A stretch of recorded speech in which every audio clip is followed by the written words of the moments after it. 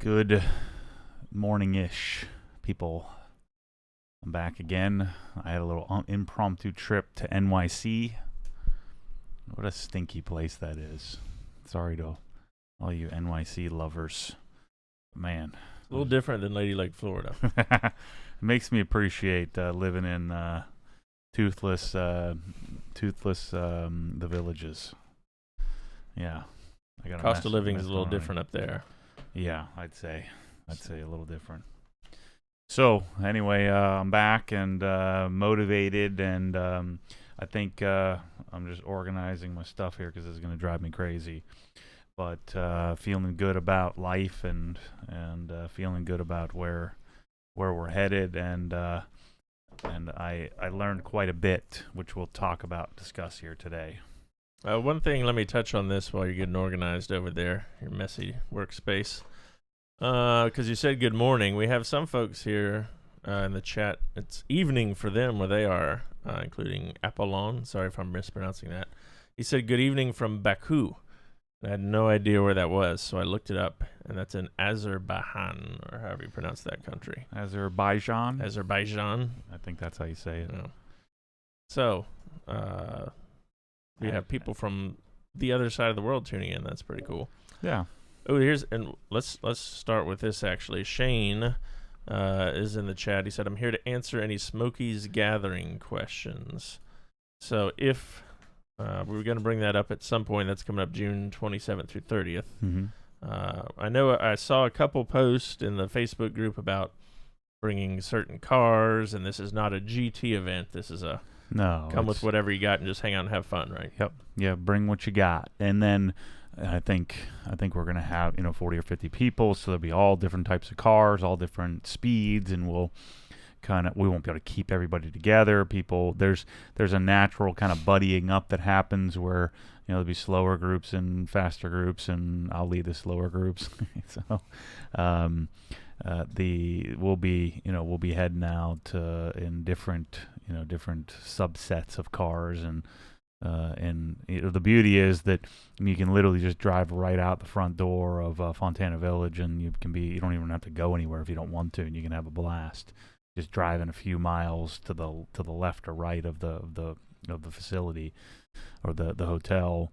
I'm shipping my RS up, so that's all booked. I'm shipping that up to my friend Robert's house up in North Atlanta. I booked my flight yesterday, and I'll just Uber up to get the car and then drive up to the mountains. So I'm back to driving like a normal human, so that's cool. Where is that event? That's in North Carolina. It's Fontana Dam area. So if you just Google Fontana Dam, Fontana Village, it's in the Carolina mountains. So we'll probably touch Tennessee, and then northern Georgia. So that whole kind of subsection of I guess it's the western part of the Appalachians, and then we'll see. Some guys may want to take a longer trip out to the east side over near like Pisgah National Forest in Asheville, but usually we end up staying on the west side there. So it'll be, Thursday will be the day that everybody's just kind of rolling in, and maybe do a couple little afternoon drives. I probably won't get there until early evening, something like that. And then Friday will be a full day of probably driving. Saturday, same thing, and then Sunday, some people will stay, some people will leave. I think my flight is at like 9:20 p.m., so we'll probably do some morning hanging out. I'm sure a lot of people will just head out early that are driving from all over, and then I'm going to drop my car off back at Robert's house, and then the transport's going to pick it up, Tuesday or Wednesday, something like that. And I'm flying out of Atlanta at 9:20 p.m. So that's the general plan. All we kind of do is just, it's super informal. Shane has this thing dialed in, but, we're going to show up and have, lunch and dinner and go take a nap and drive when you want to drive, and don't drive when you want to drive or don't want to drive. And, it's really going to be, when you go to the mountains, if you haven't been there in a group, again, don't expect, this isn't like a big production. We want this to be just laid back and just a way for like-minded people to get together and hang out. It's kind of like the Facebook group. The rules are just kind of Yeah, bring a walkie-talkie if you can. We'll set up on different channels because cell phones don't really work there in the mountains all that well. There is Wi-Fi, and so you can do you can call and things at the resort, but once you head 2 feet off of it, it doesn't work. So that's where having walkies work. Make sure you download Google Maps. Download the section into your phone, so you have that. If you get dropped by the group, we try to keep people together. But if you get dropped, it's kind of hard to figure out where to go if you don't have maps or you don't have navigation in your car. The nav in your car should work. And then, like I said, we'll buddy up. We'll be doing the Cherahalla. We'll do the Tail of the Dragon. We'll be doing Moonshiners 28, Hellbender 28. I'll probably go down to the Highlands. I'm sure Shane has an itinerary, kind of loose itinerary set up, and of where we're going and doing different driving routes. We'll do Waya Road, which is amazing, and stop at the dam several times, Fontana Dam, and do all kinds of cool stuff, and have lunch at Topoco Lodge and do some different other sites in the area. So cool. If you haven't been there and you're within 10 hours, I think it's worth the drive. Even, some people have driven further. So yeah, show up, have a good time, bring whatever car you got. Yep. No judgments. Everybody's car will be dirty. If it's swirled out, no one's going to be judging you. That's one thing to keep in mind, is that, like, this group of people, we tend to be, selective extroverts or mainly introverts. And so no one's like, I know I have this reputation that I'm this perfectionist, judgy dude, but I mean, you guys know me. I'm not, I don't really care what you do. I kind of get a kick out of it. If you're not afflicted like me, you're way better for it. I mean, you're the poster child of disaster, and you don't hear me, other than busting your chops about it. I don't freaking care. Keep the desk clean, and that's all I care about. Your Camry can be whatever the Camry is.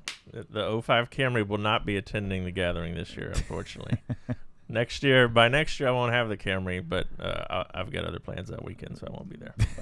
But otherwise, I think I'd like to go. It'd be a fun time. Yeah. Yeah, you just hang out at the Roachy. By the way, Fontana is pretty roachy, so be ready for that. I'm a hotel snob. This is pushing me out of my comfort zone for sure.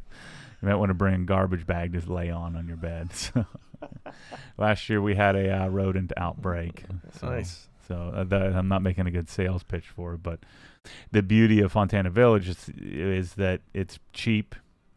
And it's huge, so you can fit lots of people, and it's right in the heart of it. If you go off, you go to somewhere a little bit, and there really isn't anywhere nice in the mountains outside of Old Edwards and Highlands, but there aren't really great driving roads. You got to drive an hour out of the Highlands in order to get anywhere. So there's lots of traffic there. So this is the place. And Danny asked a good question here before we move on. Do you have any recommendations for what kind of walkie-talkie or radio that really doesn't matter? Use? I mean, anything will work. I mean, the little yellow Motorola's that are like $25 from Amazon work. I'm gonna get one here in a few minutes, but I have those little ones, and I'd like to get something that's a little better with a little better speaker. The problem is hearing it, and most people don't know how to use a walkie, so we'll probably do a little tutorial on how to use a walkie. People start talking before they even push the button, and then you got to do the overs and 10-4. Yeah, that kind of thing.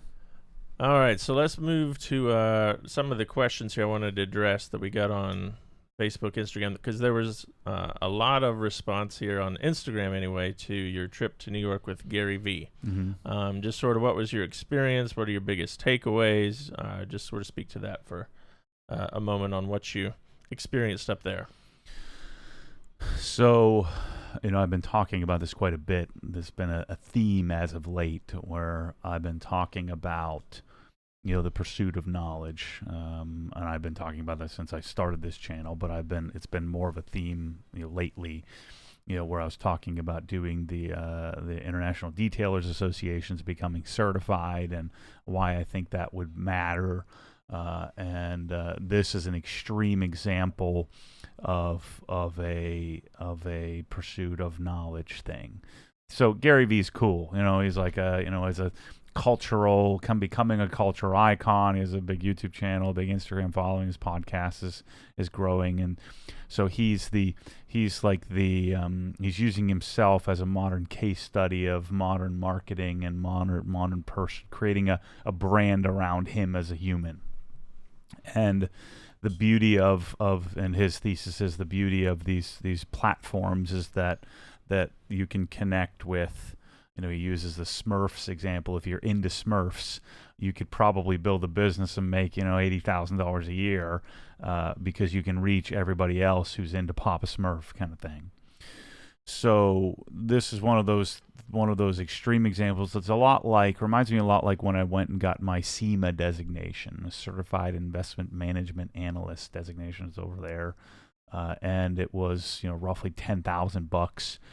It was a 4-day program.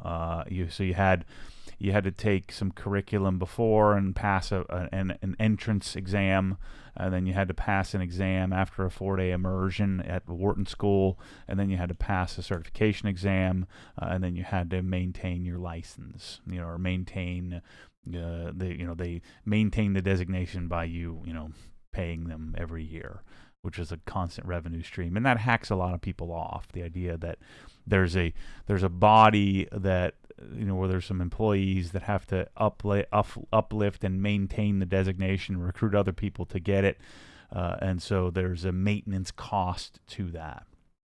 So that's an extreme example of you're paying for a certificate, which gets you some letters behind your name, which then gets you access to this body of knowledge that somebody's put together.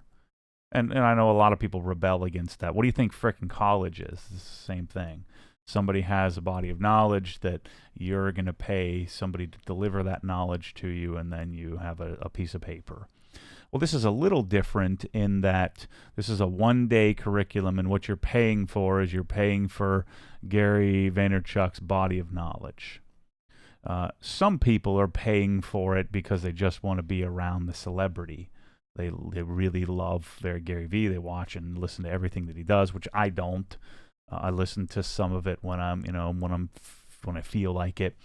But there's a self-help component that happens naturally by what GaryVee's talking about. So his biggest fans are people that are self-help prone, and what I found is that a lot of people they don't just watch him, they're watching everybody. They're watching everything from Pat Flynn and everything from Tony Robbins and everything from Grant Cardone, and so even the douchey ones, GaryVee is lumped in there, and then so people become these fans of self-help, and those of course are the people that never execute or never do anything. I look at it as I'm a fan of GaryVee because he's a savant when it comes to off the cuff answering questions about this same thesis on life that I have. So he believes, another self-help guy, Simon Sinek, he believes what I believe. And I really don't follow anybody. I loosely follow Gary.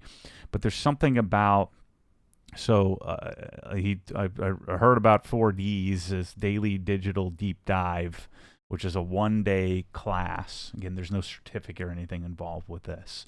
But it's a 1-day class. It's a lot of money.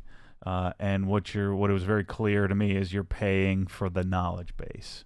So you're paying to go there and pick up 1 or 2 things, and you're paying for a lifetime of building knowledge that he's built, and then his team has now delivers on, and then you're paying for for hopefully context in what in getting deeper into what the message that he's already given you.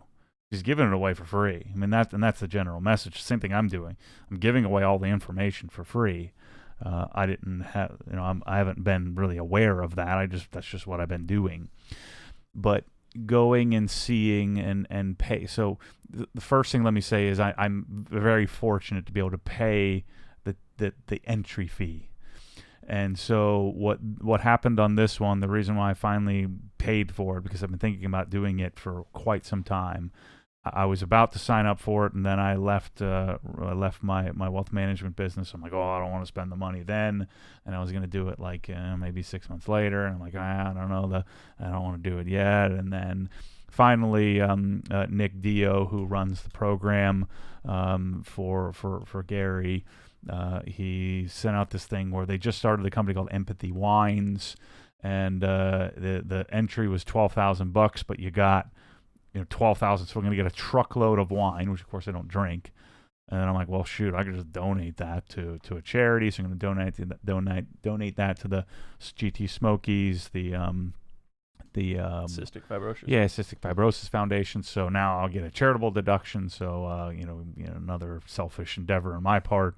Hey, I've got the wine. I'm going to do the thing anyway. And so I paid to go to this thing, and it's a gut thing. So remember I told you I'm not traveling anymore. I need to stay home. There's too much going on. There's a darn chaos out there with all these lights and interior products and shelves and or not shelves, but countertops, and all these decisions I have to make. But what I found is that every single time I've ever done a designation, or I've taken another course, or signed up for extra credits at in college, it's always been at the most inopportune time. And if you sit around and keep saying, well, look, I'll do it when I'm okay, when I feel good about it, when I'm comfortable. Just like hiring Rick as a coach. I'm like, man, I need more money. If I had more money, then it would be easier to have a coach. So instead, hire the coach when you don't have the money, and then chances are you'll have the money much quicker. So this is one of those things. I'm like, I'm done traveling. I've got the Smokies trip coming up with OG, and then I've got the Seattle trip, and I'm not traveling. And so it was inopportune, but something in my gut kept telling me, just do it. Same thing with the SEMA, same thing with the CFP, same thing with the, I did my CFP when I was taking my Series 7. Same thing, I've signed up for designations when we're having a kid, or again, hired a coach when we were making a transition from one firm to the next, or retained the coach when I left that position and wasn't sure I could afford it. So I've always kind of taken these leaps of faith. And so this was one of those times where it wasn't the right time, but I just did it. Jump in. My gut was telling me to do it, and I did it. And so, I showed up. So the way it works is you show up on the night before. So it's a Monday course. In this case, it was June 10th, Monday. But you show up the night before, and so there are other businesses. So there was 1, 2, 3, 4, 5 of us, 6 of us, including me.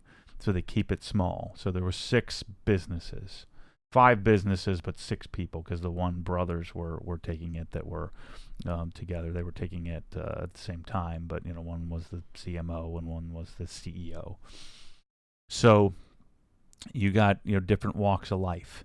Those 2 young guys were they started a company called Trainual, which we might want to look into, where it's it looks a lot like QuickBooks. So they built a software platform to handle all of your HR related, all the onboarding and hiring and firing and all of that stuff, the documentation behind it.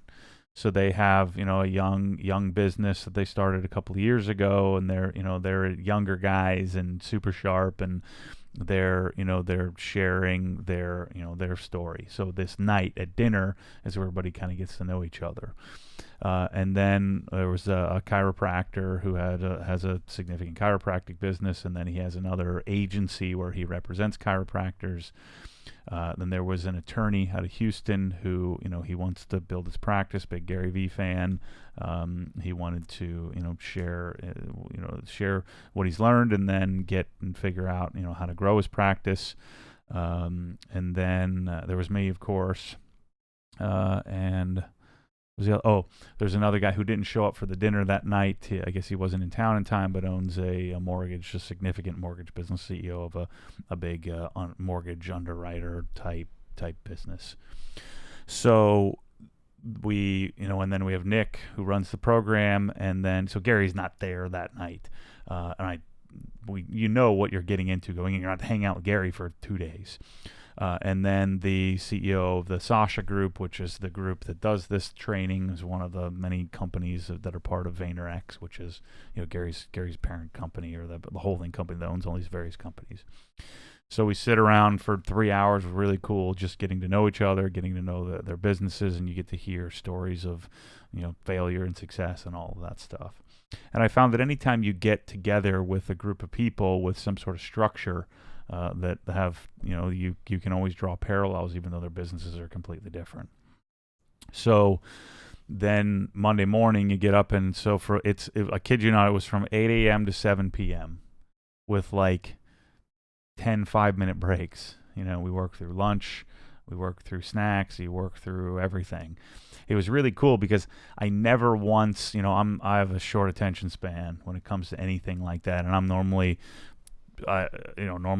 emailing, doing other stuff. That's how I learn best, is by, because I get bored easily. So it's best for me to stay occupied, and it's very rude to do that. Michelle yells at me all the time. Like when I'm in church, it's way better for me if I'm doing something else and just kind of paying half attention. I'll get more out of it than if I have to sit there, because then I'll be literally staring into nothing, and thinking and shutting it off completely.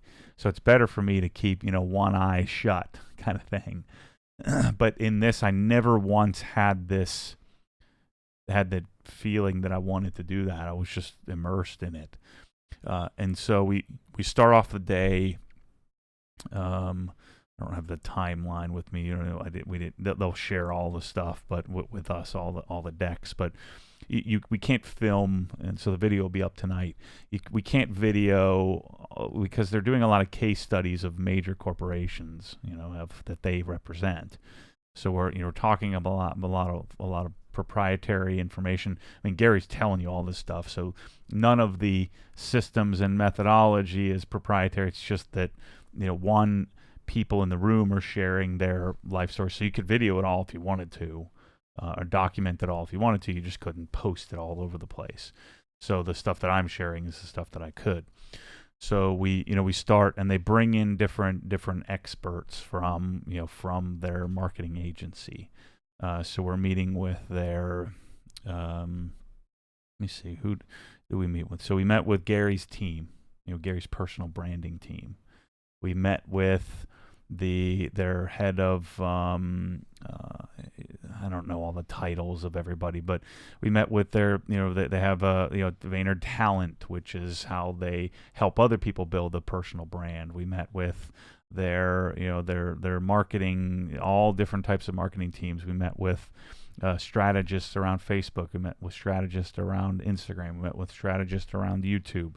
We met with people that were talking about hiring influencers. So all these different newer ways of marketing. It was just interesting to see how a marketing agency works, because I don't really think about marketing. I just do me, and then people buy stuff. And so it was interesting to think about it, and you see a lot of that. Everybody's using abbreviations and crap. It's all this jargon and stuff, and I'm just sitting there taking in what I needed to take in. So Gary comes in right before lunch, and he spends like an hour and 10 or hour and a half with us, something like that. And we go around the room. You tell your story, and then then afterward you ask him questions. And that's where he's a savant. He just, and it makes perfect sense, like some of the things that he was talking about. So for me, my question was, this is where I thought we were headed. There is, this is very clear to me that, Instagram, Facebook, LinkedIn, Pinterest, these platforms to actually do so I've done no inorganic marketing at all. We haven't done any of that. I haven't paid for anything. I've experimented with like 2 different Facebook ads, just threw $25 at it just to kind of see how the system worked. But I've done no what I call inorganic marketing, meaning I started making videos. First, I started journaling on Renless. Then I started making videos. The videos generate a few $1,000 a month in income. But then The videos led to the Facebook group. The Facebook group, then, I have an Instagram profile. And so I'm just sharing my life in the garage, and now sharing my life as a business, and and the trials and tribulations and wins and losses of that. And so, but everything that's happened has been natural. So people were telling me, hey, I want to buy a Krenzel pressure washer with all those quick disconnects. Can you send me links? So I created a solution for it. People are saying, what are all the products you use to wash a car? Can you send me links? So I created a car washing package. I created a microfiber package. I created, I'm going to create an interior package. We have our lighting package out there for polishing. And so I've created all these different things to provide people a solution. And so then I thought, I've been struggling with this. You guys have seen this since day one. Like, I'll make a product video, and then you get people that are telling you, oh, you're just selling, you've jumped the shark kind of thing. And I'm making the product video because there is no video on anywhere about that product. And so, if I were interested in that product, I would want to see it. And so I've been in this weird place, like, okay, so I have me just sharing my life in the garage, and then I have all these people that would like a solution, and then I have all these other people who would like to see me do well, who want to honor the source of the information. And then I have, but there's a disconnect. There's a fine balance here in that, how do you and not sell crap and turn people off, but still sell stuff because you want to keep doing this. And so what I thought I needed to do was just have to ram the product videos down people's throats. What I do is I make videos that I want to make, and I completely ignore what people want me to make, and I just don't do it. Part of it out of stubbornness. So part of what I learned about this whole thing is that there is significant underpriced ability to inorganically grow the reach, because ultimately what I need to do is I need to get in front of the people that enjoy me sharing my life. So the way to grow the business, I thought, was to start advertising the products, advertise the store, and we'll probably do a little bit of that. But the big takeaway for me, and my question to Gary, you'll see it tonight on the channel when we put the video up. But again, I asked them. He wrote this book, Jab, Jab, Jab, Right Hook. And the jab would be, you just give your information away. You just tell your truth, and you just share and share and share and share, and you vlog, and you share the product that you're using, and you share the details about whatever detailing thing or driving thing or car modification thing. I just share my life and truth, and do it completely authentically without an agenda, and then people will buy crap. That's what you would call a brand. So Obsessed Garage, the brand is, the pursuit of functional excellence. I'm pursuing excellent. Everybody has a different definition of excellent, but I'm pursuing this. And the big epiphany for me was, if I'm going to do some inorganic marketing, because I should, I've been so afraid of taking sponsorship money, and not afraid, but I just don't understand it. How do I do that? How do I make it work? I mean, I don't know what I'm doing here. I mean, anybody doing this doesn't really know what they're doing. And you just try stuff.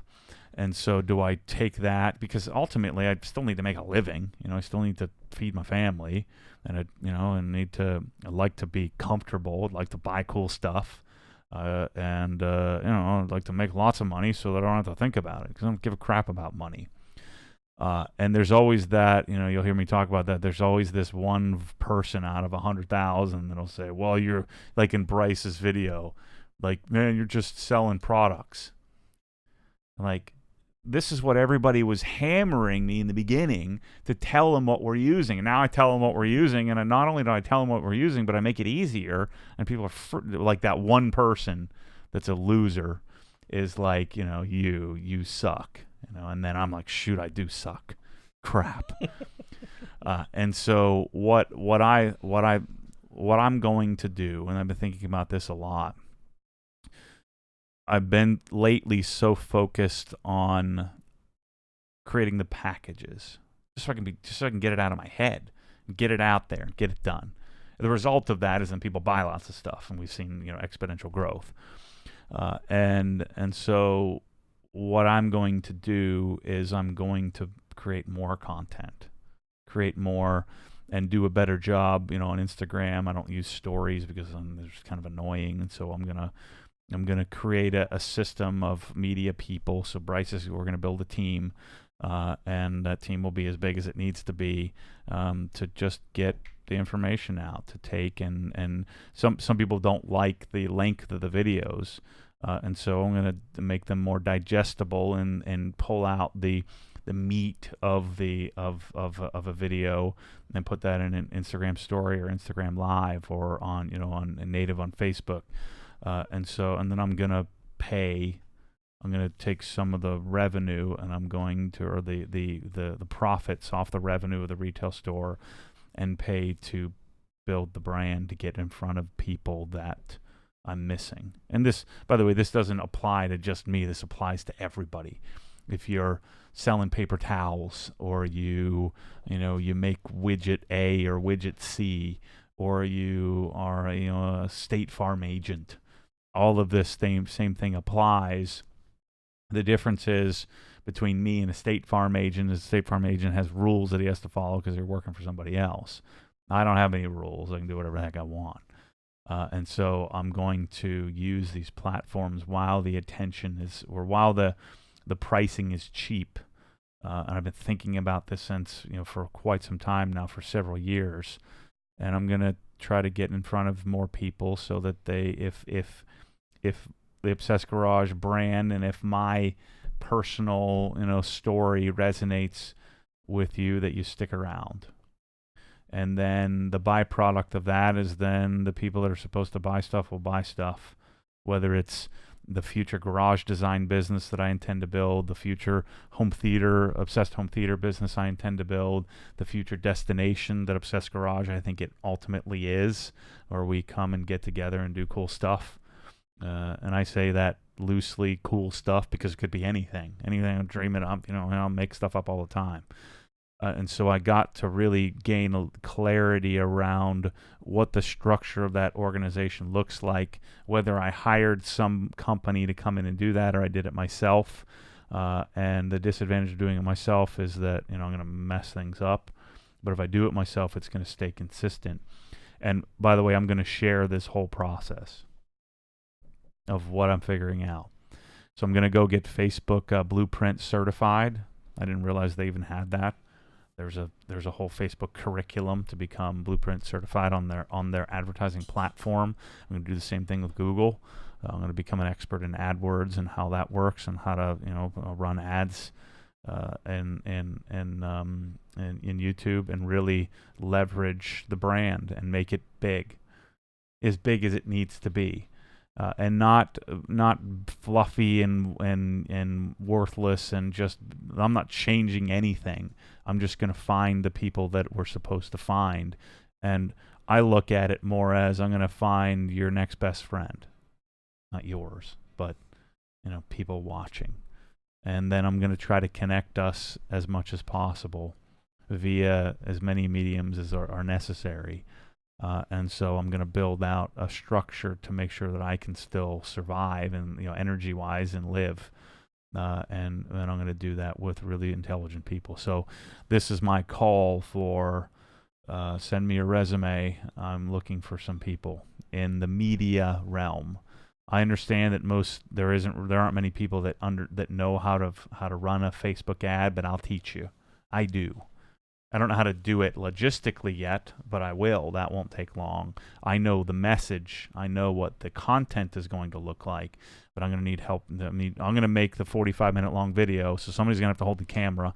Somebody's going to have to edit the 45-minute video. Somebody's going to have to upload the 45-minute video, and then there's another person that's going to have to transcribe that video into blog format, and then somebody's going to have to pull out the meat, the clips, the Mormonisms that I come up with in the videos, make Instagram stories out of it, chop it up, put it in podcast form, so that those who want to consume it that way, we're going to create an Amazon.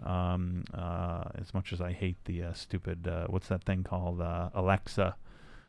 I'm going to make a voice channel, and these are all things I've been thinking about. I just haven't vocalized.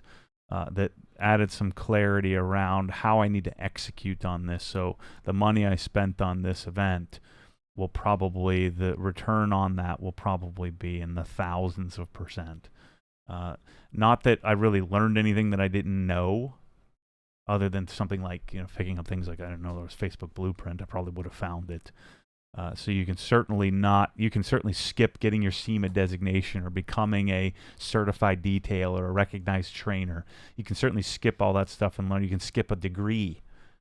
But for me, what works is that I chase some sort of certification, show up at some sort of immersion. And then the other thing that I think the message is I have for people, and we saw this, we talked about this on the last podcast about, the dude in Australia that used BeadMaker and it didn't work, and then all of a sudden people were like, well, it doesn't work. I mean, of course it freaking works. The other thing I was thinking about that is the reason why it didn't work is probably because it was shipped air and froze on the way over there. The other part that they left out is that guy sells the other stuff. Competitor. Yeah.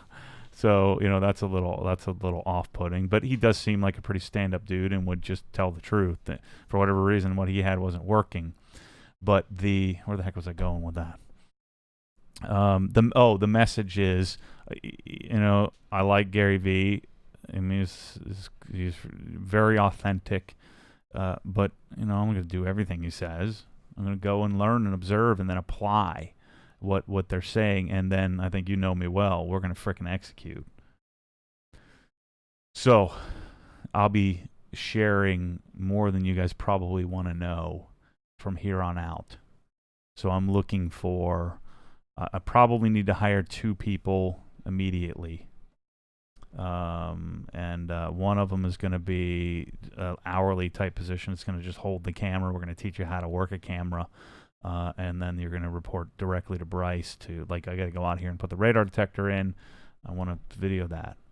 I'm going to design an MSS Plus system for a ship. The system's been laid out, but now I need to design all the tools that we need to do. So I'm going to video that. I want to have somebody here 4 or 5 days a week.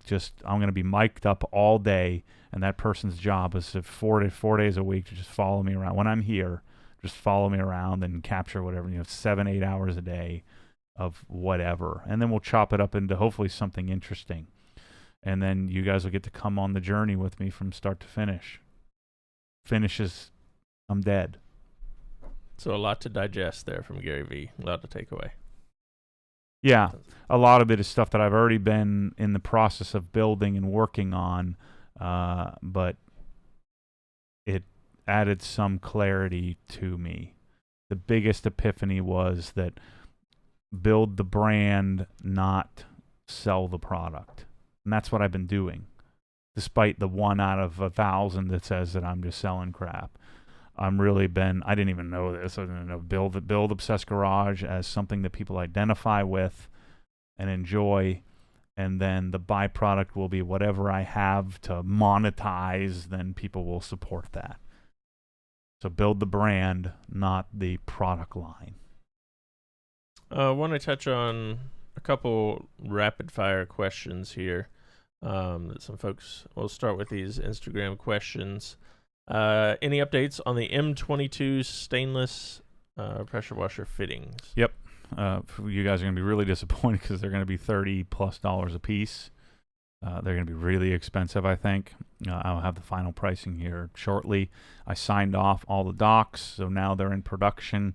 I had to make 5 prototypes, I'm having to make 5 of every single line item. And so I have different line items, one for each individual, quick disconnect, one for each, the gun as a separate product, the wand as a separate product, the nozzles as a separate product, and then the assembled gun as a separate product, the assembled entire assembly, and so this entire structure I'm going to have an entire product line, which is mine exclusively. and that way I don't have to compete with the copycat douchebags that don't have any originality at all. And so that is ordered to be produced. We're probably 2 months to get those, and then once I make sure that they're all correct, then I'm going to order in the thousands, and then we'll turn it on. I'd really like to create some sort of marketplace for the used versions of it. Of course, we have a Access Garage Marketplace on Facebook. It'd be nice to have some sort of buyback program, but there's no way we're going to get that done in time. But that's my longer-term vision, is to have a buyback program, because you people are the ones I want to buy back stuff from. And I have to figure out how the margins would work. It'd be like, I buy it back from you for 60% off of what you paid me for it, and then I'd sell it for 30% off of what it costs new, and then we have a system. We're going to turn it into a college bookstore. Yeah. You sell your book for $800, you give me $9 back when I turn it in at the end of the semester. $9 is better than nothing, Chris. That's true. All right. Any new PRs at the gym lately? No. Anything to speak of? Nope. All right. Related to that, and this is a good question here from Andrew T. Moran on Instagram. Have you obsessed over workout/blender bottles? And what's your current? No, I like the ones that, the current, it is just a blender bottle. Yeah, that one. That's what I use. Yeah, the newest version has the little rubber thingy there. Those work a little bit better. Progenics is the protein that I take mixes really well, so I don't really have much of a problem with it. I always put the powder in first. You do powder first and then the mixer on top? Yes. That's what Megan, my wife, prefers and tells me I should do. But it depends, because if let's say you put in any kind of milk or almond milk, then you get the clumps on the bottom that don't wash. But yeah, I do powder first. I found that to work better. Yeah, sometimes it clumps up here in the top. Yeah. All right, let's see here. How do you remove a coating high spot on PPF film? Polish it. You'd first want to try to do, just put some polish, the milder the better, on a microfiber towel, and do it by hand. If that doesn't work, you're gonna be careful though. You don't want to push too hard, because you'll blow through the coating that's part of the the PPF. So you do that, and if that doesn't work, get a little 3-inch polisher. Try to use foam and something like Perfect Finish. If that doesn't work, then get a compound, and then reapply. Okay, so this may be related to that. When you were coating the Miata, going back to the Bryce's Miata videos, and found the high spot with CSL, what were your thoughts on polishing the coating, and how easy was it? I'm on the fence about coating my new truck or using the reliable Power Lock and Colonnade. It depends on the coating. Most of the new stuff comes right off. Yeah, I mean, I got it right after. Yeah, Perfect Finish pulled it right off. So the modern stuff is usually pretty easy, and you should be following up and watching. I don't know what the heck I was taking a nap at that time when those guys were doing it, so I had 3 sets of eyeballs and they still messed it up somehow. But the only way to not do it again is to mess it up. So I don't know if the towels were just kind of saturated or what happened, but the basic premise here is you just polish it. It usually comes right off. If you use a microfiber cutting pad and a compound, most of it will come off. So when we're talking about the severity of needing to sand and things like that, a lot of times those were older coatings, the original versions of these that were brutal. So most of the stuff now is comes off, other than some of the heavy duty pro stuff like I think like Mohs Plus, I think OptiCoat Pro Plus, G-Technic, whatever, Crystal Serum Ultra. I think some of these, if you let them sit overnight and cure, now you might have some bigger issues getting it removed. But in general, you ought to be able to, just kind of polish it a little bit, and it should come off. I would recommend, the smart thing to do is to tape off and just polish the whole darn panel, and then reapply to the panel. Because the coating you may end up with like spots that don't quite bond well. So think about this: if I polish an area square and a circle, and I kind of hit the edge. So some of the coating's removed on the edge, and some of it is completely removed. The coating is not going to bond to itself at all in general. For a lot of coatings, like crystal serum light won't bond to itself, and so I may end up with a much thinner amount of coating that doesn't last as long around the perimeter of that. So what I would want to do is I would want to polish the whole panel. That's the way I think of it. None of this crap is an exact science. So, all you pros that are getting all bent out of shape, whatever. Stick on the coating theme here for just a second from Travis P 412 on Instagram. Would you recommend a coating or a Powerlock/845 combo for a car that lives up north and sees more rain and snow, etc.? Yeah, it depends. It depends on if you want to go back and if it's seeing a lot of that, your wax and sealant is going to last 3 or 4 months. If it's sitting outside or it's it's getting beat up all the time, then you're going to have to decon it, maybe once a quarter, decon it, and then lightly polish it, and so 3-4 times a year, you're going to be reapplying the stuff. A coating might get you 12 to 18 months out of it. It also depends on how much you care about contamination. If you want your car super clean and you don't want to feel all that stuff, bonded contaminants in the paint. So it's a give and take. So a coating's going to last longer, but eventually it's going to contaminate, and you may end up with some drying, drying induced marring, from your towels and things like that, and washing induced marring. That's part of the process. That's part of what we skip over a lot of times, is that when you touch the paint, you're going to mar it. I don't care if you're using 1 bucket, 12 bucket, 4 bucket, the O&R, not O&R. As soon as you touch it, 17 sponges or 1, you're eventually going to end up with some marring. It might be 2 years from now, but you're gonna, when you're touching the surface, you're gonna end up with having to polish it again at some point. So I'm leaning more and more heavily toward coating the car. Like, I'm gonna coat the M3. They look much less coating-y, much less synthetic than they used to. They're a lot easier to remove than they used to be. And then, you gain hopefully some chemical resistance.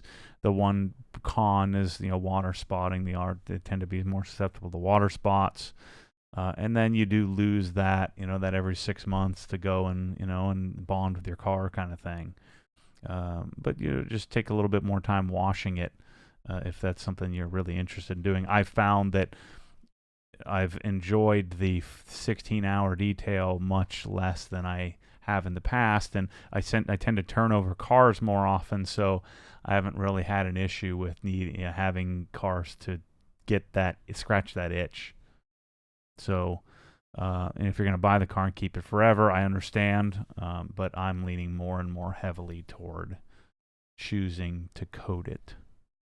But I would also factor in what your polishing experience is. I wouldn't want to coat it if I don't know what I'm doing.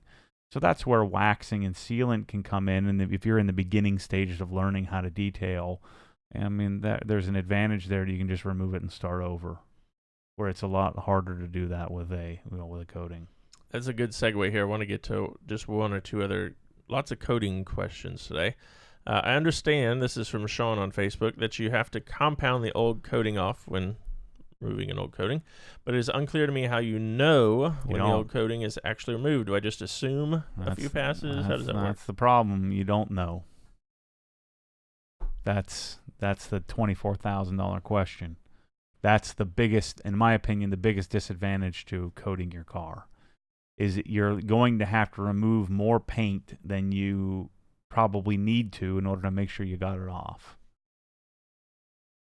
And, so you could argue just get a paint depth gauge. Well, those things don't freaking really work.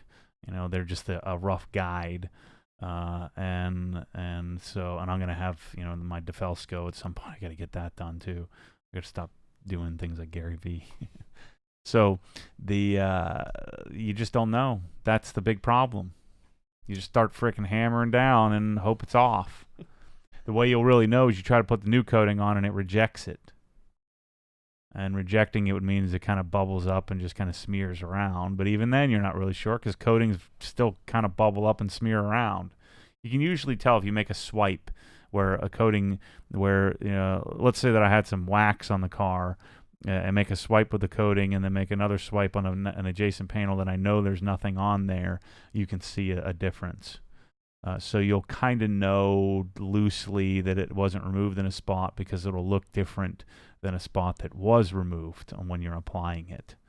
But it's not an exact science. So that's why you've got to use a more aggressive compound, make more passes than you thought you needed to, but there's no like here's exactly what you need to do to get this off. All right, last coding question because it ties to that a little bit here from Mark Andrew Bush. He's had CSL layered with EXO for 3 years, 22,000 miles. It's showing some signs of failure.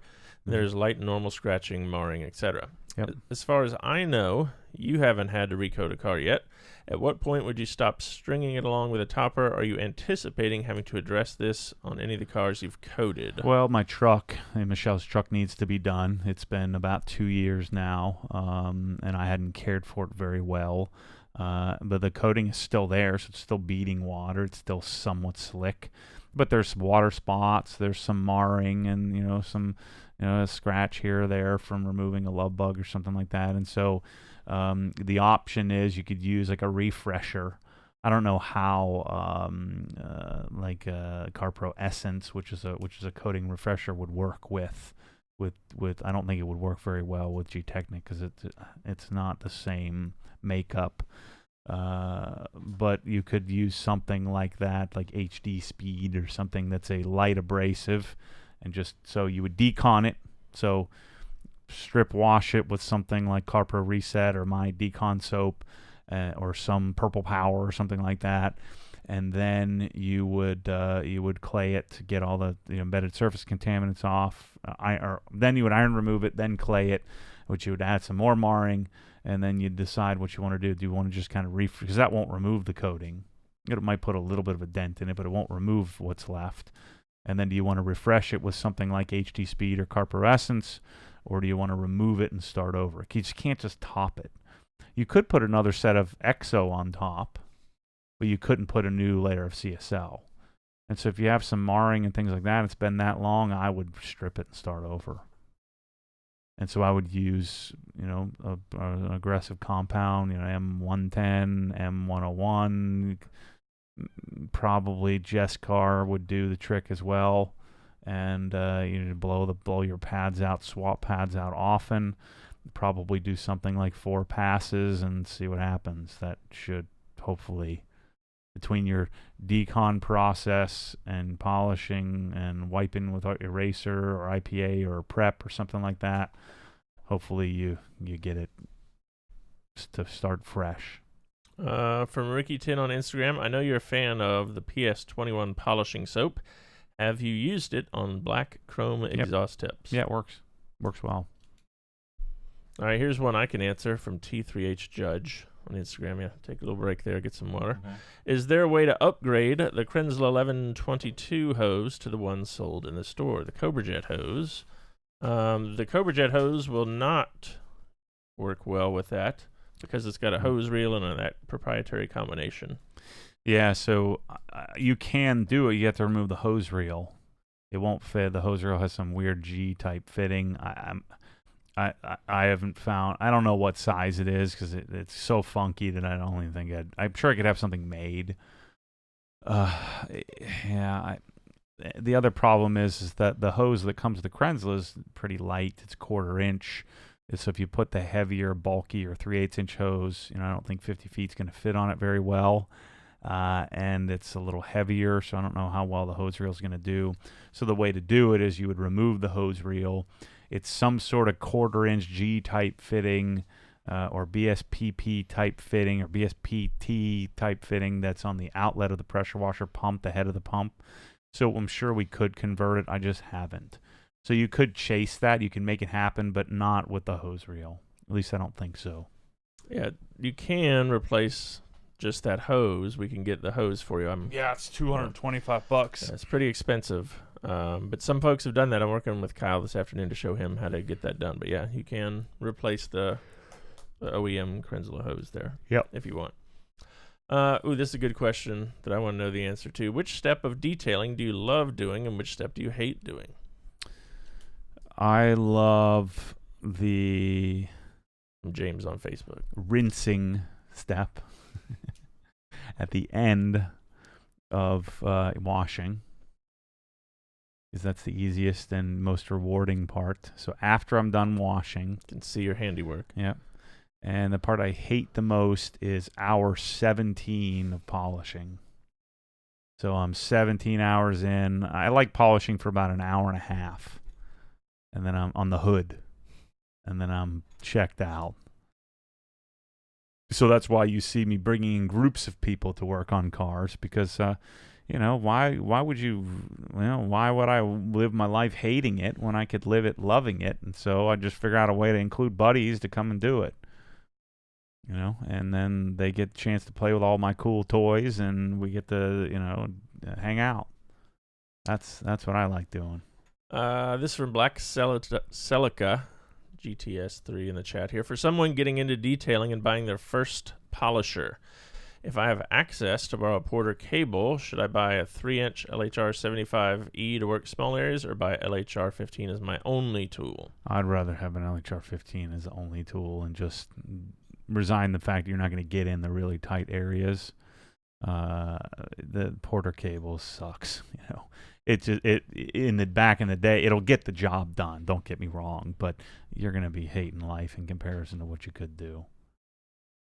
So I would get an LHR 15. The hierarchy is 15 Mark III, or if you want to save $150, get the 15 ES, which they still make, which is the Gen 1. The 15 ES, next step is LHR 75E, next step is Nano. So if you have those three machines, you could do anything. Those are my three preferred machines. Then the others are luxuries. Having a 21 would be a luxury. Having the pneumatics would be a luxury if you had the proper air compressor. Having a melee is probably not. I like having it, having a rotary. I like having those, but I never frickin' use them.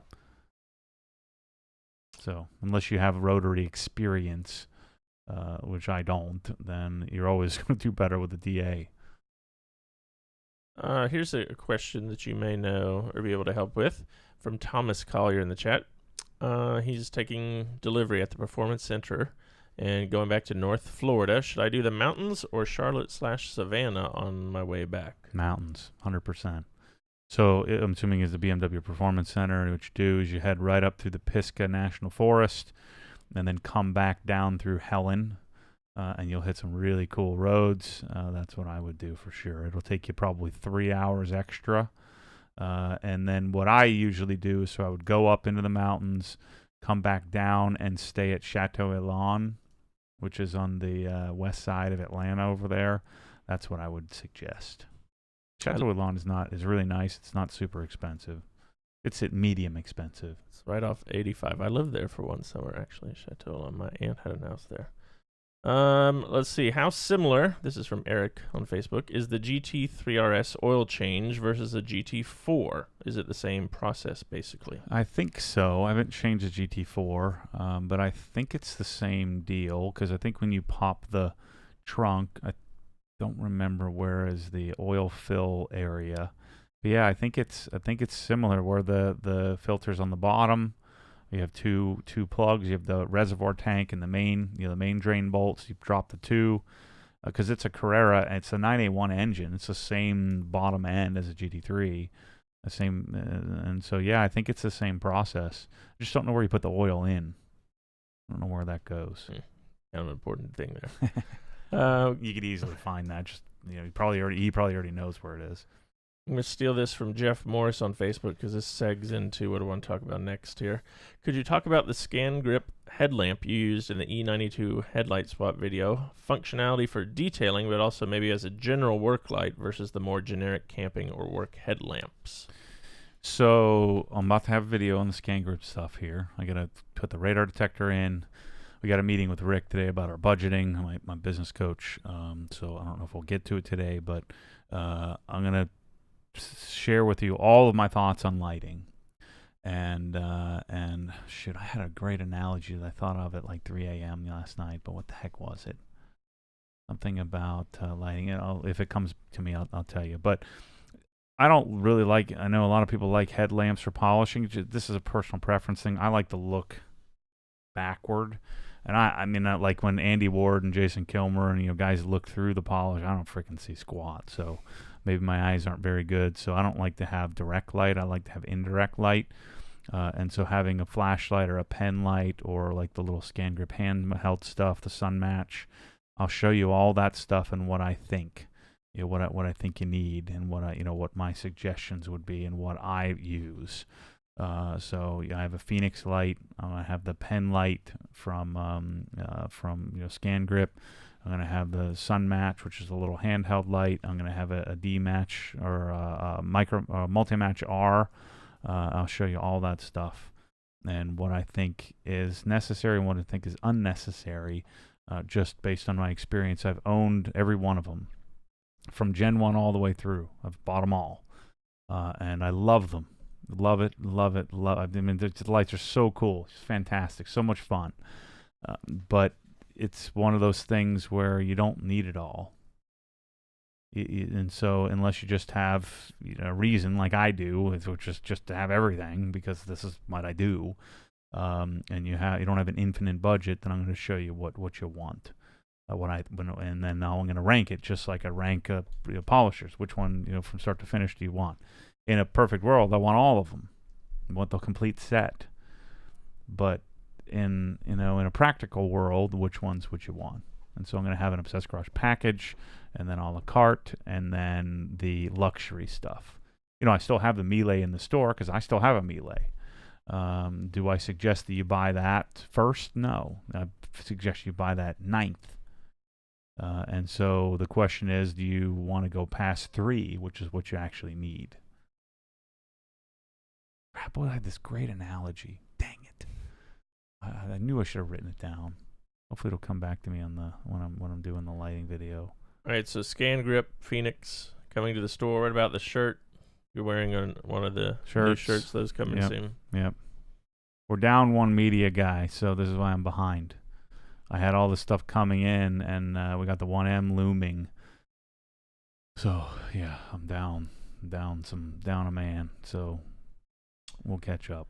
Got a question here from Logan on Facebook, Hickman. When upgrading from a Greenworks, Ryobi, AR Blue, etc. to a Krinsla, if I've already got, let's say, the Ultimate Accessories package, which parts won't translate to the Krinsla when I upgrade? The tip. So you'll need a new 4.0 size nozzles. So that's what are those, $14, $16 or whatever the heck they are. So you need the pack, the new nozzle pack. And you'll need an M22 to 3/8 twist and seal plug. And you'll need a 3/8 inch coupler. So I would refresh that, depending on which package or which pressure wash you had. You may not even need that, but I would refresh that, and then you're good to go.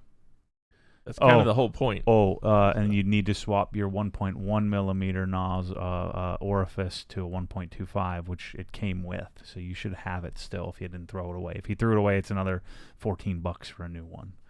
So your 8, 3, 11, so 12 plus 16, so $28. So $30 or so, and you've got a fresh, clean setup with the right nozzles. Here's a good question that came up from Saeed on Facebook. Do you know of any text or data showing the long-term benefits of waxing, sealing, or coating a car? Preserving the OEM paint is a priority for me. As far as I know, Optimum Car Wax is the only protectant with patented UV protection. How do we know if a product is actually protecting the paint versus just providing beading, gloss, and slickness? Yeah, I don't know. Or do you know? Yeah, I don't know the answer to that one. I think they all claim some. I think it comes down to chemical resistance. That's what you're hoping to make the surface slicker so the stuff doesn't stick to it. But as far as, protecting from yellowing, most of those anti-yellowing agents and things like that are already in the polyurethane. So I don't think that stuff is necessary. pretty much all products have some sort of UV type, I guess, filtering, if you will. Whether they claim it or not is and whether they claim what they actually are doing or not is questionable. But I mean, I wouldn't worry too much about that. At least I don't. I don't worry much about it. How do you determine when to use a long throw versus a short throw polisher? Always long throw. The only reason you use a short throw is if you had to. There just wouldn't really be much of a need to use a smaller orbit anymore. Other than if you're, rotary. I haven't found an application where, because I have the 3mm orbit little sander things like the TA50 and the LD30, the little pneumatics, and the things don't freaking do anything. It just pushes polish around. I mean, it does work, but a 3mm orbit doesn't do much. So I find that there really is no point to having a short throw or older type technology, older machine. There's some good discussion going on here in the chat between Shane, Patrick, Dan, some others, just about the differences. Let's say I go to Home Depot and I just buy a headlamp off the shelf. Mm-hmm. What's the difference then between that and getting a scan grip headlamp in terms of color, temperature, or what you see? So here's something to keep in mind. There are different each color spectrum. I believe there are 15 that are measured. I think it's 15. So there's an R value, or your CRI of each spectrum of light that you can see, right? And so there's 15, I think, that are measured. And so most are taking an average of the first few, right? So your LED from the Home Depot is giving you a CRI of 93, but they're usually pulling out one of the hardest colors to make accurate, which is, I forget one. It's like R11. It's like red number 11 or something like that. There's a significant difference in quality of LEDs and actual real-world CRI output. So a scan grip light, you can pretty much bet is going to have, state-of-the-art, one of the, best LEDs available. At least at this point, that's what I've noticed and what I've seen from their lighting. And so when they give you a CRI spec on something, they're giving you the average of all 15, different colors, so the whole spectrum, rather than just giving you an average of the first 5 or 6 or 8, and excluding whichever number is going to pull the average down. Because a lot of times, like these lights, these overhead, these headlamps and things like that will have they'll have a CRI of like 10 on a scale of 0 to 100 on some of these more difficult, colors to render or to create, so the color accuracy is where the big benefit comes in. And then things like, the scan grip overhead light, you can wave your hand in front of it as a sensor where it turns off, and then you can change color temp as well. And that's probably what they're talking about is, if you have the ability to change color temps, then you'll be able to see scratches and swirls and things like that, high spots in a coating, a little easier on different color paints. So dark colors, you generally want to use a higher color temp, 6,000 Kelvin or higher. On lighter cars, you're usually easier to see when you're using something like 2,700 Kelvin or 3,000. Some other, different color light. That's where the differences come in, and I'll explain this, as we go forward, but I'll explain this when I make the video of the scan grip stuff. Like the Sunmatch R only gives you 2,700K and 6,500K. So you have these two. I think it might be 4,000K, but it's like the two extremes. But then the Sunmatch 3, which is a little bigger, has 5 different colors. It covers a much wider gamut of the Kelvin scale, or the bluishness from yellow to blue, so that you can use it for different color paints. But really, what it comes down to is the quality of the of the chip of the actual diode that's in the thing, but that's hard to know. So that's where going with a brand like what I've chosen to do is like for lights in my house, if I can help it, I'm going to choose to buy a Cree bulb or a Cree light, and not just a Cree from Home Depot, because Cree has cheap stuff and high-end stuff, and the stuff at Home Depot is the cheap stuff. So Cree would be a brand that I'd trust if it's on Cree's website, their actual Cree.com or whatever it is, CreeLighting.com, and it's not some knockoff crap where they just sold their name to some generic crappy LED, chances are it's going to be really good. Phoenix makes great flashlights, so I trust their choice of LED. Scan Grip is another. So those are different than your Husky branded stuff or whatever. What's the Lowe's one? Cobalt branded, where they're going to be made by somebody else, but generally something cheaper. Do you have any tips on maintaining perfect black paint on a daily driver that is washed weekly or more often? Yes, sell it and get a white car. Black is tough, man. And it depends on the paint type, because a lot of blacks tend to be softer and more scratchable, if you will. That the advantage of that is usually makes it easier to correct. But the key to black is, and I find that people that have black paints tend to touch their paint more than people that don't have the really dark paint, which is kind of counterproductive.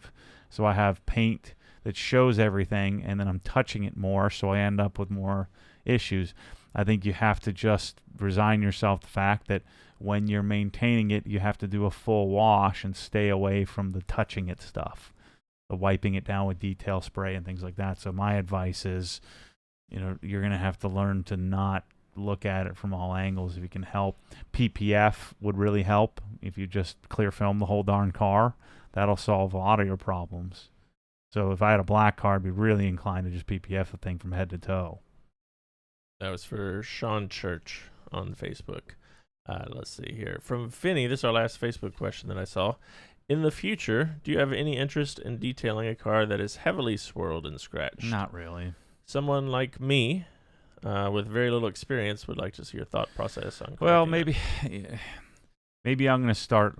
I told myself I'm going to start listening to people.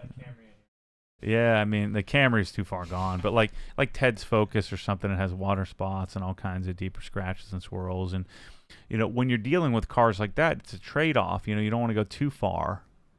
You don't want to go too crazy and try to remove all of it, because a lot of it's going to be too far gone. Then you end up blowing through the paint. You got to repaint it, or you end up with clear coat failure and things like that. So, yeah, you know what? I'm going to take you up on that and stop being so stubborn, because I don't want to do that, but people want me to do that. There's no question. Just like people want me to wrap up the darn pressure washing series. So I'm gonna do this stuff. I'm gonna listen to GaryVee, and I'm gonna listen to you a little bit more than I have. Not completely, because then I'd be compromising myself. Part of my charm is that stubbornness, of me telling you what you need to know instead of you asking for it. And that's part of the Obsessed Garage brand. A lot of things that I don't care about, it probably doesn't matter. At least it doesn't matter to me, that's for sure. So I think I'm going to take you up on that. All right, so I'm writing these down, faithful listeners and viewers out there, so that we can.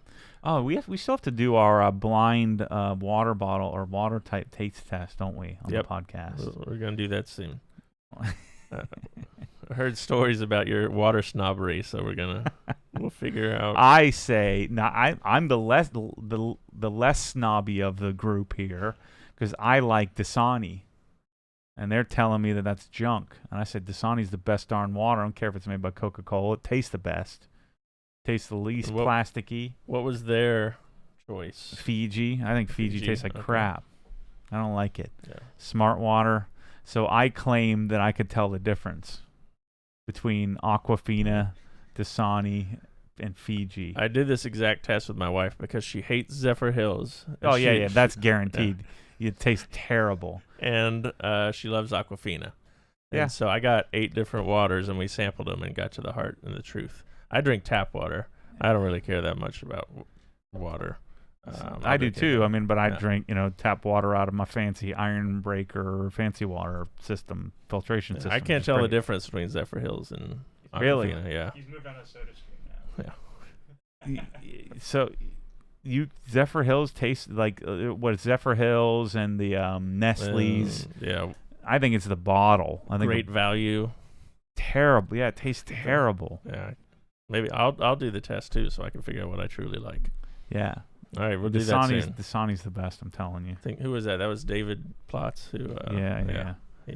We'll do that. I'm fairly certain that I can tell if it's in the bottle. You'll have to like pour it for me or something like that, so I can't. Because if I touch the bottle, I'll know. And we're gonna have little cups with water. No, but you can't do that. It's part of it has to come out of the bottle. I think so. Okay, we'll duct tape them or something. Yeah. Get a koozie. Yeah. What's the deal with freaking koozie? Get like a beer koozie that'll cover up everything. Why would you want a koozie? Why does every company think that that's a great promotional item? I just got 6 more the other night at something, and Megan threw out like a couple hundred that I had. I don't know. I never use them. This is so stupid. Who uses that? People who are tailgating when you have a cold drink in your hands. That's when you want it. Why? Just so hold the can. Doesn't get cold. You don't want cold hands. That's ridiculous. What kind of freaking stupid sissy crap is that? You of all people, I would think, would enjoy a good koozie. No. This is probably part of the reason why I don't drink is because I don't really hold on to the can. Just drink it and then throw it away. Like an ice cold Mountain Dew. Yeah, you don't want to get your hands wet and cold. What? That's ridiculous. What the heck is wrong with people? While you're sitting there watching Heart of Dixie, you want something, you want to have a nice warm... No. I go up, get up my fat rear end, I go to the kitchen, I guzzle some water, and I go sit back down. Oh, that's funny. I don't walk around the house with a drink. What the heck is... That's stupid. You do that? You carry a drink around? You do carry a drink around. Yeah, I do. And the only reason I have a drink here is so I don't start choking on my own because I talk too much. But all right, let's get to a couple regular people, man. I just can't. Things that regular people do, I rebel against so strongly. A koozie rant, yeah. There will never on my life. There will never be an OG koozie. I can promise you that. Best koozie ever made. If you make that koozie, you're instantly fired. I'll walk you right out the door. It's made from Pluffle towels and. There will not ever be an Obsessed Garage koozie. I can promise you that. Coated with something. Oh wow. That is the dumbest thing I've ever heard. Good. So back. I would like to see you carry Swiss Vax leather conditioner and Hyde's Rust serum in the store. I know you use both those. I think Hyde's went out of business. I mean, it's out of stock everywhere. That I've emailed them 13 times. They don't have a phone number, so there's no one to call, and so I think they went out of business. But I just emailed back for Built Hamburg. Somebody sent me a link that I didn't think it was in the U.S., but there's some like car parts company that says they're the U.S. distributor for it, and so I told them, I think I could 10x if it's as good as everybody says it is. I think I could 10x their company. Not just what I would sell, but by branding it and making it popular. If they have 4 or 5 products that are great, and if I'm gonna do it, we would need to take 21 pallets.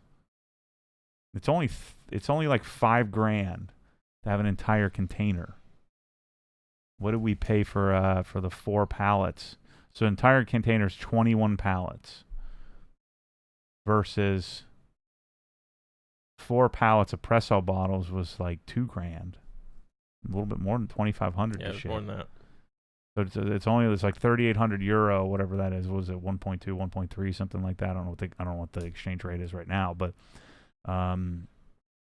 bringing it in, and then again, what I would do is I would create a Built Hamburg USA site where you could buy that. I would envision sell it to other retailers. If they freaking discount at 1 penny, they're done immediately. There'd be no, I don't care how much they're buying, how much they're selling. It'd be 1 discount, nothing. So I would need the ability for Pete, I think it's Pete Hamber, I think it's the guy I've been talking to let me do my thing, and I will 25x that company. Yeah. I want to control the whole thing. It's like the other companies, or the Angel Wax guys are in control. Corey's in control of CarPro, other than the stuff that goes to AutoGeek. I would want to be in control of that, and I'd freaking kill it. So I don't know. We'll see. Have you had a chance to listen to your new audio calibration? Yeah, fantastic, so good. I'll probably juice the subs a little bit. I like me some bass, bro. 21-year-old. It's the old Wu-Tang in me. I need a little bump.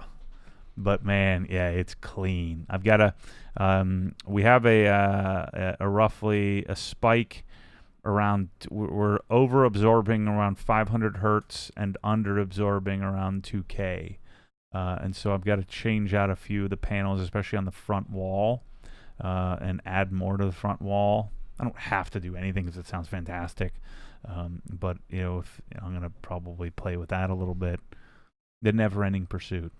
But I did have a vision. You're going to like this one. Mm-hmm. So when I start Obsessed Home Theater, when I build out Obsessed Garage product line and I'm bored, which will probably be never. But if that happens, what I'm going to do, so I have my living room system, or family room system. Mm-hmm. I've got I call it the dad room system, which is the room off from the family room that I can go hide.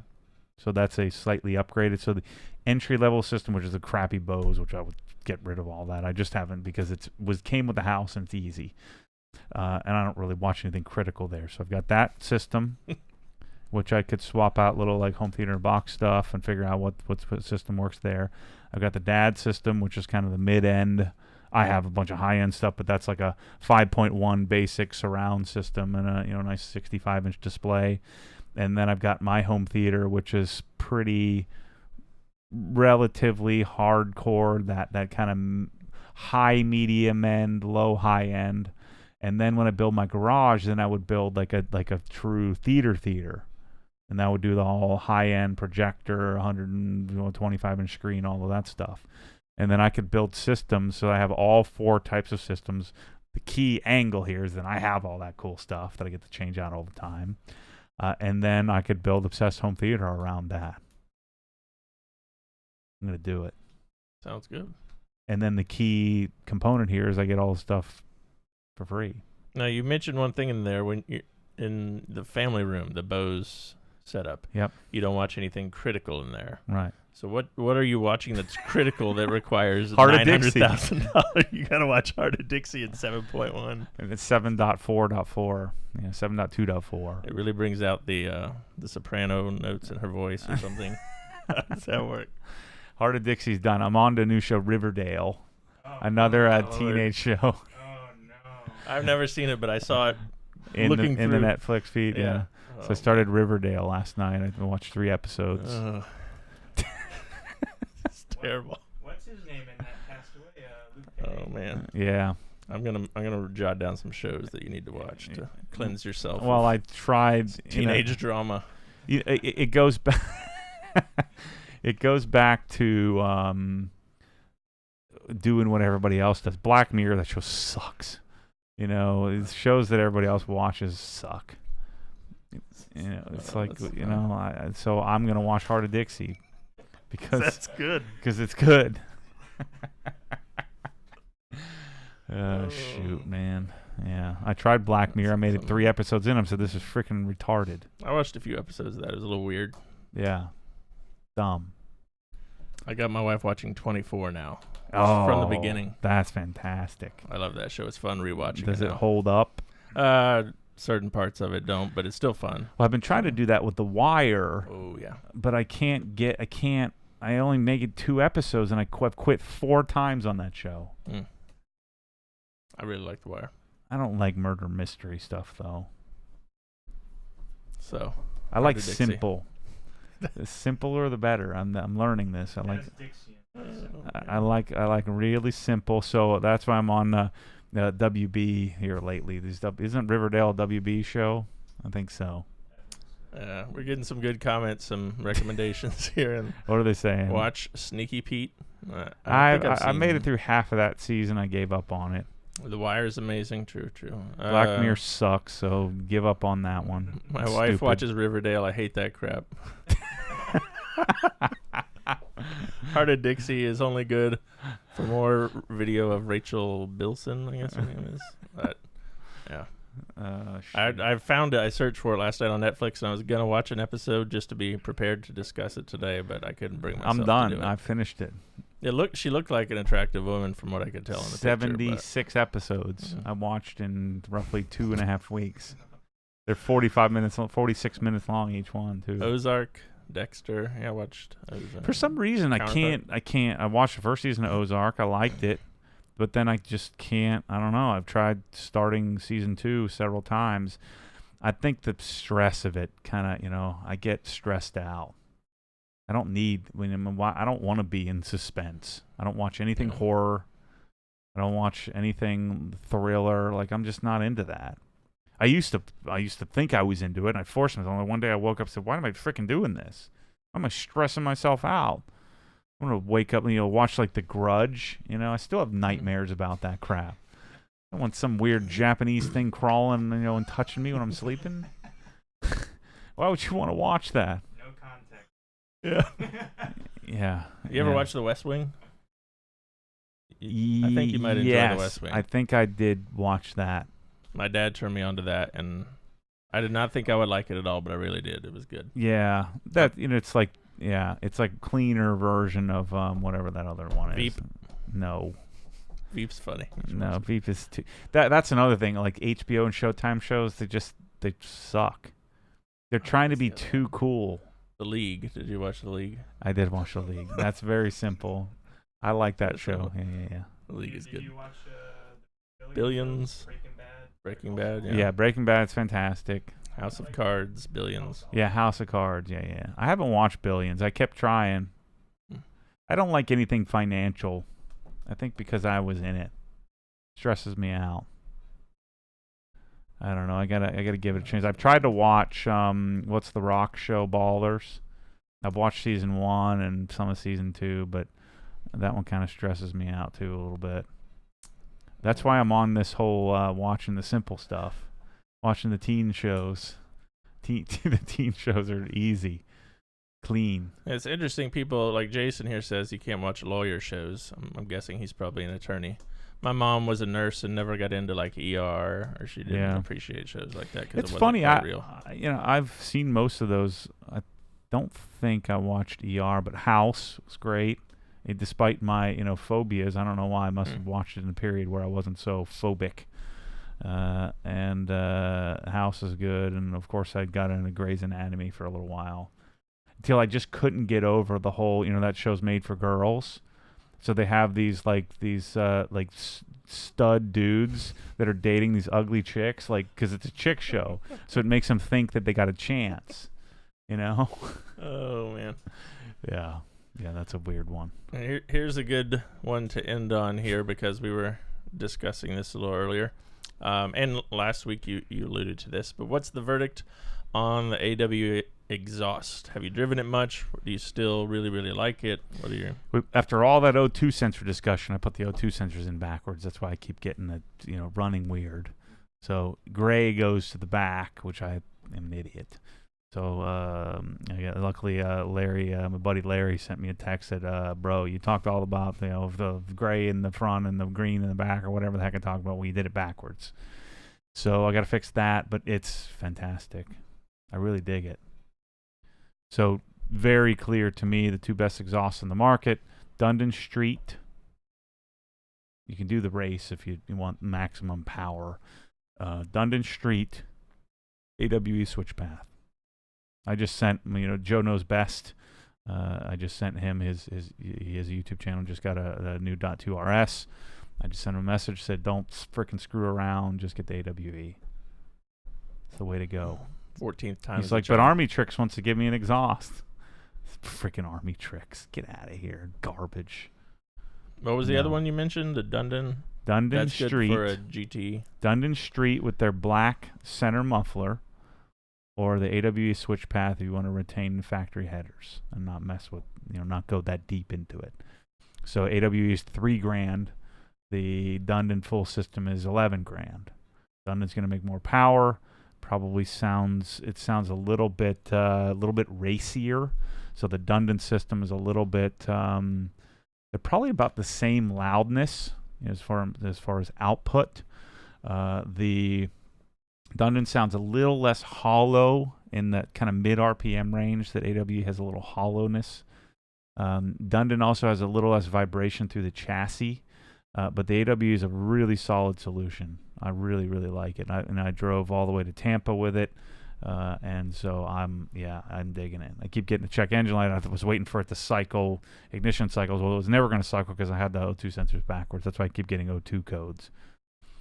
So, yeah, AWE, legit. There you go. All right, it's 12:30. I'm done. I'm talked go get out. Some koozies, have some lunch. Yeah, make sure your hand doesn't get cold or sweaty or water on it. Anyway, thanks for watching, guys. We'll have, as you can tell, if you watch this whole thing or listen to it on the podcast, there's going to be lots of content coming out. And if you know anybody who is proficient in media type stuff, I can teach you a lot of stuff, but you'd have to have at least